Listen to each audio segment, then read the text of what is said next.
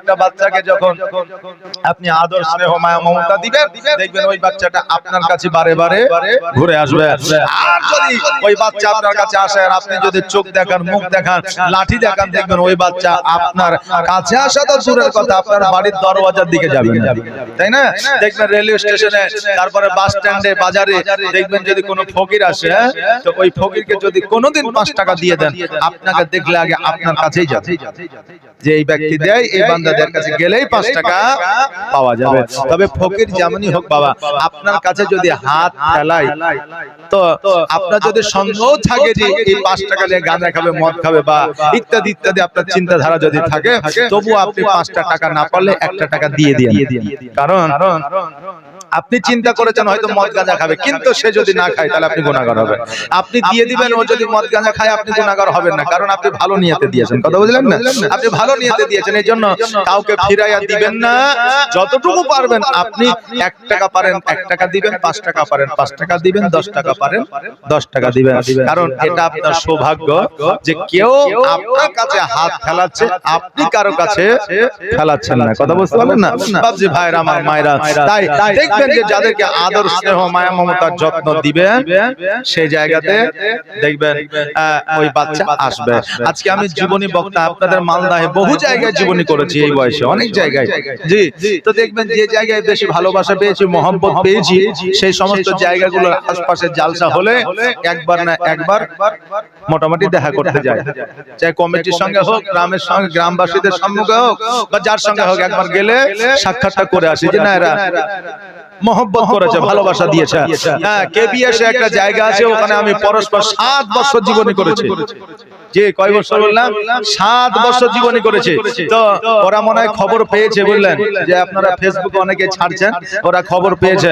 তো খবর পাওয়ার পরে আমার কাছে আজকে বহুবার ফোন এসেছে যে আপনি আসলেই বলবেন আমরা যাব। জি, আপনি আসলে বলবেন যে আমরা যাব, কিন্তু বাবা আমি তো 10টার সময় আসছি, 9:30টার সময় আসছি, তো ওর আগে কখন দেখবো কখন আসবে, কথা বলবেন না? তো বাবজি ভাইরা, 1 নম্বর কথা হলো মহব্বত। জি, 1 নম্বর মহব্বত। তো এই মহব্বতের কথা যখন বলছি, তো আমি মা বন্ধুদের বলবো, মা গো, এই নবীর প্রতি মহব্বত রাখিয়ে একটু একটু করে আগিয়ে আসেন। দয়ার নবী, মায়ার নবী সাল্লাল্লাহু তাআলা আলাইহি ওয়াসাল্লাম বলে, চাচা গো, আপনার সঙ্গে ঘুরে ঘুরে, আপনার সঙ্গে বেড়াইয়া বেড়াইয়া, তবে আমাদের মতো ঘোরাঘুরি নয়। আমাদের যে বাচ্চারা ঘোরাঘুরি করে, চাচা আইপিএল দেখে তো ভাতিজাও চলে গেছে, বুঝলেন না? চাচা আইপিএল দেখে তো ভাতিজাও চলে গেছে। এখন চাচার সঙ্গে বসে থেকে থেকে ভাইপো আইপিএল খেলাও দেখা শিখে গেছে। কি বলে, ঈদের পরের দিন, আমার ঈদের পরের দিন থেকে জালসার দাওয়াত ছিল আপনাদেরই, কিন্তু সেটা 2 তারিখ করেছেন আপনারা, তো 2 তারিখ ভালো হয়েছে। আপনাদের এখানে 2 তারিখ থেকে আপনারা জীবনে লা হয়েছে, যদি 1 তারিখ ঈদ হয়ে যায় তো তাহলে গন্ডগোল হইতো না। এই জন্য 2 তারিখ থেকে এটা ঠিকই আছে। পরবর্তী জালসার ডেট গুলো উলট পালট হয়ে যায়। তো এবার বুঝলেন 31 তারিখে ঈদ হইলো, আর 1 তারিখে রাত্রি বেলায় একটু মিসেসকে নিয়ে একটু ঘোরাঘুরি করে আসলাম। মানে আমাদের ঘোরাঘুরি তো আর ওই বহরমপুর আর আপনার বড় বড় শহরে নয়। বিবিকে বললাম চলো, ঈদের দিন তো ঘোরা হয়নি, তো এক কাজ করো, চলো রেস্টুরেন্টে যে তোমার যেটা পছন্দ হবে সেটা খাইবে। মানে মাঝে মাঝে বিবিকে নিয়ে ঘোরা হয়েছে সুন্নাত, তাই বলে বেপরদা হয়ে লয়, কথা বললেন না? নিয়ে গেলাম, খাওয়া দাওয়া করে রাত্রি 10টার সময় আসলাম, বাড়ি ঢুকলাম। বাড়ি থেকে আমাদের মোড়ের বাইরে আসলাম, 5খানা বাচ্চা ছেলে, কারো 10 বছর, কারো 12 বছর বয়স, বসে চা খাইছে আর টিভি দেখছে। টিভিতে আবার খেলা চলছে, আজকাল তো চায়ের দোকানে টিভি, বুঝলেন না? তা আমি গিয়েছিলাম, যাই হোক, গুল আনার জন্য। আমি আবার গুল মাজন করি। তো আমি বলছি, আরে তোরা কি করছিস এখানে? তো বলছে, কেন? খেলা দেখছি। তো তোরা খেলার কিছু বুঝিস? তো বলছে, সবই বুঝি, সবই বুঝি দেবে।